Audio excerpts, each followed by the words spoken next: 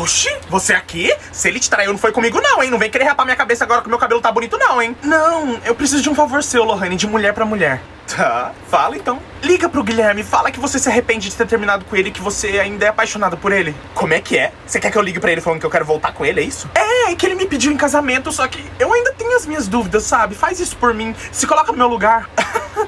Tá bom. Coloca no Viva Voz pra eu ouvir também. Alô? Oi, Guilherme, tudo bem? Tudo bem, e você, Lohane? Eu queria te dizer isso antes que seja tarde demais. Eu me arrependo, Guilherme. Eu ainda amo você, eu não consigo parar de pensar você um dia sequer. Que? E você? E se eu te falar que essa ligação é uma resposta de Deus? Eu ainda também te amo, Lohane. Só que eu vou casar com a Bebel. Mas a gente pode ficar no off, o que você acha? Eu gosto muito de você ainda, cara. Babado. Bem-vindo ao clube. Que clube? O clube das cornas. Você achou que era especial? Porque na minha vez eu também achei que eu era.